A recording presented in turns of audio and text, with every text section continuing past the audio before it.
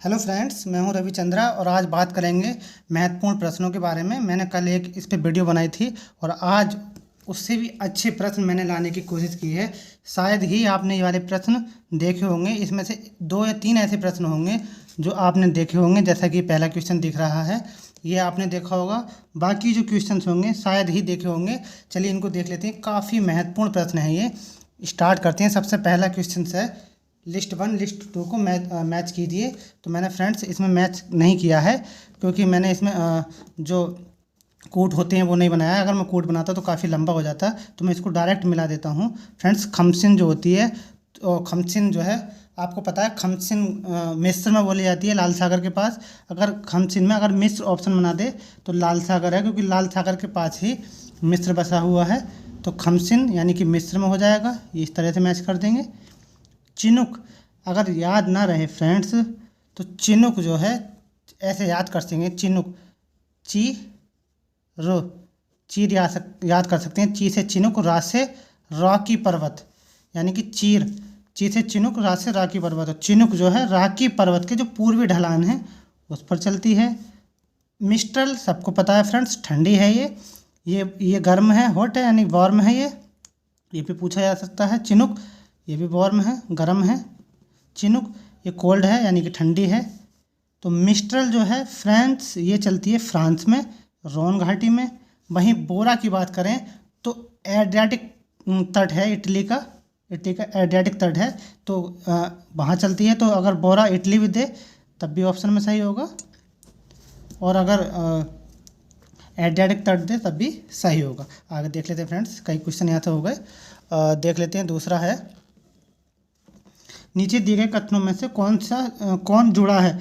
तो प्रवास छोटे चरणों में होता है, यानी इनका कहने का अर्थ है, ये जो दिए गए कथन है इन चारों में से टोडारो है यानी टाडोरा बोल सकते हैं, एवरेटली है, जेलेंस्की है, रेविस्टीन है।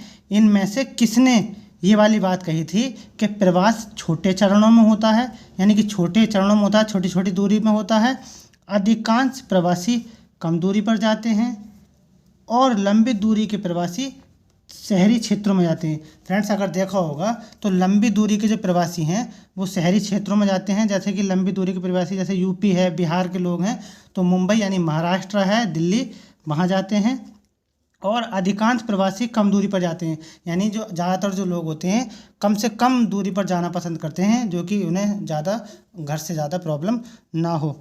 प्रवास छोटे चरणों में होता है, यानी कि कम से कम जो इसके स्टेप होते हैं उसमें होता है। तो ये बात किसने कही थी? टोडारो ने, एवर्टली ने, जेलेंस्की ने, रेवेस्टीन ने। तो फ्रेंड्स ये बात की थी रेवेस्टीन ने। इन्होंने दिया था मोबिलिटी ट्रांजिशन मॉडल, यानी कि गतिशीलता संक्रमण सिद्धांत, यानी कि कोई भी व्यक्ति एक स्थान से दूसरे स्थान की ओर प्रवास करता है तो उसका जो कारण ये है, अगर वो इस स्थान से इस स्थान पर जाता है तो लौट करके फिर वहीं इसी स्थान पर आ जाता है। ये बात कही थी जेलेंस्की ने। माइकल टोडारो ने कहा था जितनी हार्डल कम होगी, यानी जितनी बाधा कम होगी उतना ही प्रवास ज़्यादा होगा, और जितनी बाधा ज़्यादा होगी इतना ही प्रवास कम होगा, क्योंकि ज़्यादा बाधा होगी तो हम उस रास्ते पर जाएंगे नहीं। और जब ये बताने की कोशिश की थी हार्डल ज़्यादा तो यानी कि प्रवास कम, और हार्डल कम तो प्रवास ज़्यादा। अब आता है फ्रेंड्स, ये काफ़ी महत्वपूर्ण प्रश्न है, पूछा जा सकता है, पूछा जाएगा। एकमैन स्पाइरल के अनुसार पानी का शुद्ध परिवहन कोण पर चलता है, यानी जो एकमैन स्पाइरल होता है फ्रेंड्स, इसका आपने पढ़ा होगा एकमैन स्पाइरल के बारे में। इन्होंने 1874 से लेकर 1954 तक ये इन्होंने कार्य किया था। और ये कहाँ के रहने वाले थे फ्रेंड्स? ये थे स्वीडिश भूगोलवेत्ता थे ये। इन्होंने बताया था फ्रेंड्स एकमैन स्पाइरल इफेक्ट क्या होता है। फ्रेंड्स आपने पढ़ा होगा, यहाँ से क्वेश्चंस हर बार एक ना एक दो प्रश्न पूछे जा रहे हैं। 2020 में पूछा गया था, 2021 में भी आया था, 2022 में भी पूछा गया था। तो इसमें पूछा है एकमैन स्पाइरल के अनुसार पानी का शुद्ध परिवहन कोण। तो फ्रेंड्स इसका 90 होता है। मैं इसको शॉर्ट में बता दूं फ्रेंड्स, इसका कारण क्या होता है? सबसे पहला कारण विंड होता है, यानी कि हवा होती है जो सतह पर होती है, सतह पर। और सतह पर किसकी? ओशियन की, मैं इसमें शॉर्ट में बताऊंगा फ्रेंड्स, काफ़ी याद रहेगा। फिर क्या होता है, force from above, force from above यानी कि जो ऊपरी घनत्व होता है, यानी कि जो ऊपरी दबाव होता है वो समुद्र में इफेक्ट डालता है। और फ्रेंड्स होता है एक डायरेक्शन ऑफ द करंट, यानी effective direction of the current. एक मिनट फ्रेंड, लाइट भाग गई है। Of the currents. और फ्रेंड्स एक होता है कोरियोलिस फोर्स। इन्होंने ये 5 चीज़ बताई थी कि जो समुद्री जल होता है, सतह होती है, उस पर विंड का प्रभाव रहता है। फोर्स फ्रॉम अबव यानी समुद्र के सतह पर होता है। इफेक्टिव डायरेक्शन ऑफ करंट यानी कि जो करंट चलती हैं, जलधाराएं चलती हैं, वो भी प्रभाव डालती हैं।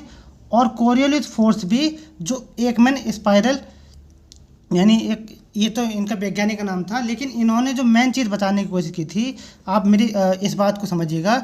इनका कहने का मतलब था कि जो समुद्र की सतह से जैसे जैसे नीचे जाएंगे, गहराई में जाएंगे, डीप में जाएंगे, तो डीप में जाने पर, मान लीजिए समुद्र है तो इसके अंदर नीचे डीप में जाने पर, तो इस सरफेस का पानी जो है, यानी जल जो है, वाटर जो है, काफ़ी तेज मूवमेंट करता है, काफ़ी तेज, इधर से इधर, इधर से इधर, विंड के द्वारा या कोरियोलिस फोर्स के द्वारा, या जो जलधाराएं होती हैं उसके कारण क्या करता है, मूव करता है।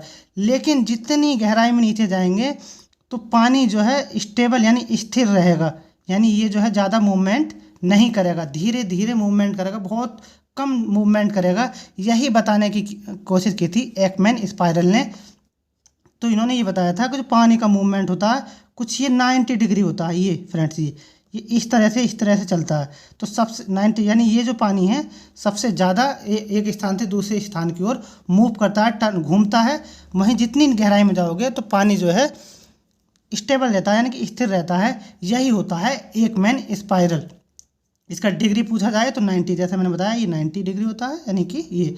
तो इसमें क्या क्या इफेक्ट डालती हैं, यानी विंड डालती है, सतह, एक मिनट फ्रेंड्स, सतह यानी विंड यानी ओशन की सतह पर प्रभाव ज़्यादा होता है। फोर्स फ्रॉम अबव यानी कि जो ऊपरी सतह का जो दबाव होता है वो ज़्यादा डालता है। डायरेक्शन ऑफ करंट्स यानी जो करंट की धारा है, यानी उस पर भी प्रभाव डालती हैं। किस पर, जो समुद्र का ऊपर का जो जल होता है, सबसे ऊपरी सतह जो वाटर होता है उस पर प्रभाव डालती हैं।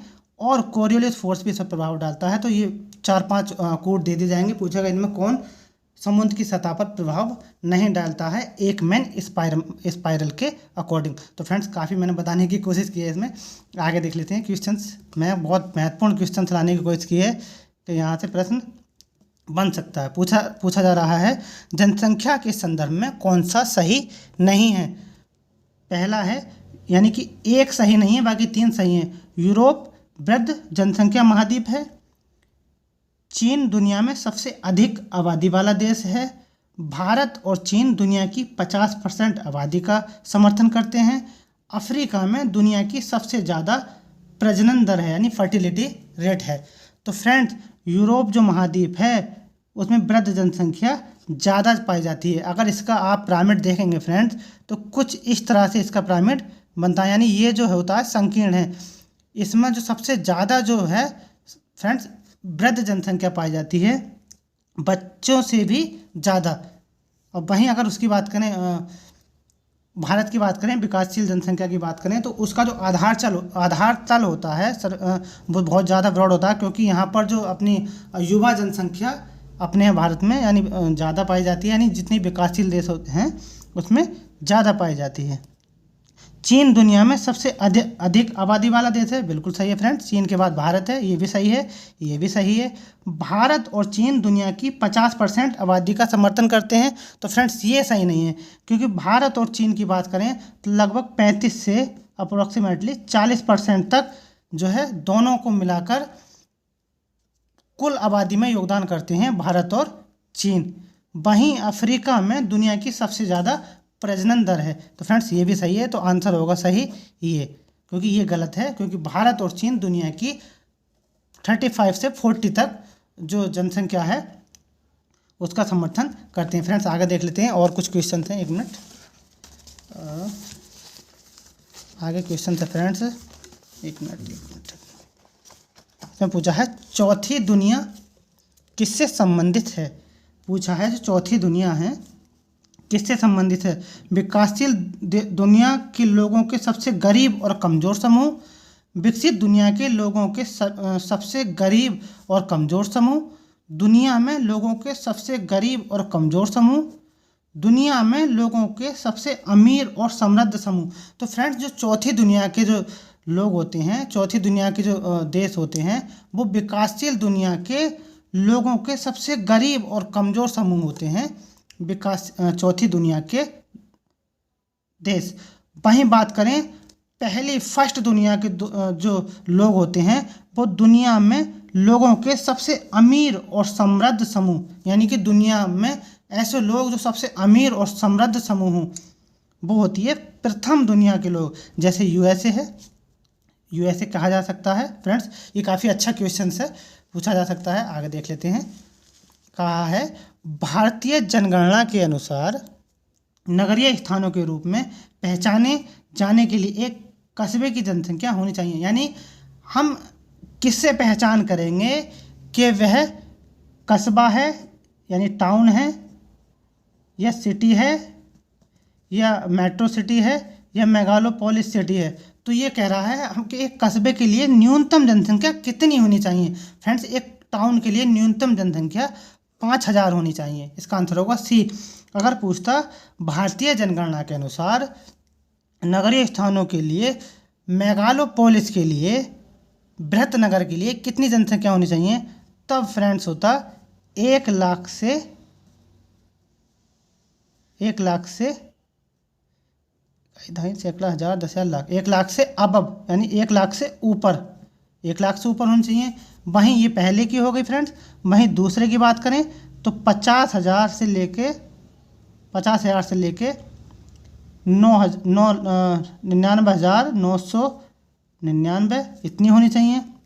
फ्रेंड्स ये 6 हैं फ्रेंड्स। सबसे नीचे जो आएगी, ये काफ़ी लंबी वीडियो जाएगी इसलिए मैं सब नहीं बता रहा, तो ये होगा 5000। सबसे बिलो यानी सबसे नीचे जो होगी वो 5000 होगी, सबसे ऊपर जो होगी ये 1 लाख से ऊपर होगी। ऐसे ही 50,000 से 9,999, 20,000 से 49,999, या 10,000 से 19,999, बिलो 5,000 से लेकर 9,999। तो 6 ये इन्होंने टाइप बताए थे नगरियों को परिभाषित करने के लिए। आगे देख लेते हैं फ्रेंड्स। कहा है 1 मिनट, लवणीय अवस्था के अनुकूल पौधे, यानी जो लवणीय अवस्था के अनुकूल पौधों को क्या कहते हैं, यानी कि adapted to saline condition is called. यानी जो लवणीय अवस्था होती है, अनुकूलन पौधों को क्या कहा जाता है जो लवणीय अवस्था को स्वीकार करते हैं। ग्लाइकोफाइट्स, हेलोफाइट्स, हाइड्रोफाइट्स, जीरोफाइट्स। तो फ्रेंड जीरोफाइट की बात करें तो मरुद्भिद होते हैं, यानी जीरोफाइट। ये जो हैं जो रेगिस्तानी क्षेत्र होते हैं, रेगिस्तानी यानी जो मरुस्थलीय क्षेत्र होते हैं उसमें होती है जीरोफाइट्स। हाइड्रोफाइट्स, हाइड्रो से पता चलता है, हाइड्रो का मतलब जल, तो जो जल में रहने वाली वनस्पति होती हैं, जल में रहने वाली, उनको हाइड्रोफाइट्स कहते हैं। वहीं हेलोफाइट्स, हेलो का मतलब हेलोक्लाइन, यानी हेलोक्लाइन मतलब लवणीय मिट्टी, तो लवणीय अवस्था के अनुकूल पौधों को कहते हैं हेलोफाइट्स। तो आंसर होगा फ्रेंड्स बी। मैंने सब बताने की कोशिश की है फ्रेंड्स। आगे देख लेते हैं। भारत के निम्नलिखित राज्यों में से किसका मानव विकास सूचकांक में सबसे ऊंचा स्थान है। फ्रेंड्स यहाँ से मैं 4-5 क्वेश्चन बताने की कोशिश करूँगा, इसको देखिएगा। तो भारत के निम्नलिखित राज्यों में से मानव विकास सूचकांक में सबसे ऊपर का जो स्थान है केरल का है, और अगर दूसरे स्थान पर पूछे फ्रेंड्स तो कर्नाटक का है, और पहले पे ये हो जाएगा, दूसरे पे कर्नाटक हो जाएगा, और तीसरे पे पंजाब हो जाएगा, और चौथे पर हरियाणा हो जाएगा। ये काफ़ी महत्वपूर्ण प्रश्न है, पहला ना दे के पूछ सकता है कौन है, तो कर्नाटक, पंजाब, हरियाणा। और फ्रेंड्स अगर पूछे भारत विश्व में जो HDI है यानी ह्यूमन डेवलपमेंट इंडेक्स है, पूरे विश्व में भारत की कौन सी रैंक है, तो फ्रेंड्स 131 है। ये PGT में पूछा गया था तो 130 दिया था, तो अप्रॉक्सीमेटली तो ये हमने माना था, तो 131 है इसका 2021 का अकॉर्डिंग। अगर पूछा जाए फ्रेंड्स, भारत का ना पूछ के जो हमारे आसपास के जो पड़ोसी देश हैं, जैसे बांग्लादेश है, पाकिस्तान है, तो बांग्लादेश का अगर पूछा जाए, बांग्लादेश का ह्यूमन इंडेक्स कितना है, तो 139 है फ्रेंड्स। पूछा जाएगा पाकिस्तान का कितना है, क्योंकि काफ़ी जब पड़ोसी देश हैं तो पूछ भी सकता है कि इसका कितना है, तो पाकिस्तान का 149 यानी कि 149 है फ्रेंड्स। ये काफ़ी महत्वपूर्ण है। तो बांग्लादेश का 139 और पाकिस्तान का 147 है फ्रेंड्स। और अगर पूछा जाए कि नीचे से टॉप बताइए, नीचे से मानव विकास सूचकांक में नीचे से टॉप बताइए कौन से राज्य हैं, तो फ्रेंड नीचे से बिहार, राज्य की बात हो रही है फ्रेंड, बिहार और छत्तीसगढ़, ये नीचे से क्या है फ्रेंड्स, टॉप में है मानव विकास सूचकांक में। ये भी पूछा जा सकता है नीचे से मानव विकास सूचकांक में सर्वोच्च स्थान किसका है, नीचे से बिहार का और छत्तीसगढ़ का। टॉप में पूछा जाएगा तो केरल, कर्नाटक, पंजाब और हरियाणा। वहीं एक प्रश्न और बनता है, पूरे वर्ल्ड में पहले स्थान पर मानव विकास सूचकांक में कौन है, पहले पर, ये तो 31 पर, तो 131 पर हम आ गए और 139 पे बांग्लादेश आ गया और पाकिस्तान 147 पर आ गया। और पहले पूछा जाएगा तो फ्रेंड्स नॉर्वे होगा। तो ये फ्रेंड्स मैंने कई सारे क्वेश्चन यहाँ तक बताने की कोशिश की है, काफ़ी महत्वपूर्ण प्रश्न पूछा जा सकता है। तो फ्रेंड्स आज के लिए इतना ही। अगर अच्छी लगे तो फ्रेंड्स लाइक करें, शेयर भी करें, अगर नए हो तो सब्सक्राइब कर दें, क्योंकि जो रोज़ डेली जो मैं बनाता हूँ तो वीडियो आप तक पहुँचती रहे, जिससे आने वाले जो एग्ज़ाम है, पीजीटी का हो चाहे नेट का हो, जेआरएफ का जो भी एग्ज़ाम है, उसमें काफ़ी महत्वपूर्ण योगदान देंगे ये वाले प्रश्न। क्योंकि मैंने काफ़ी कोशिश की है और मैं कोशिश कर रहा हूँ नए से नए प्रश्न लाऊंगा, जिससे आसानी से जो है एग्ज़ाम में डिक्टो नहीं आएगा, तो कहीं ना कहीं रिलेट करके आंसर सही हो जाएगा। तो फ्रेंड्स ये रही आज की वीडियो। अच्छी लगे तो लाइक करें और बता दें कमेंट्स में कैसी लगी वीडियो, जिससे मैं और आगे कोशिश करूँ बनाने की। चलिए फ्रेंड्स आज के लिए इतना ही। Thank you so much.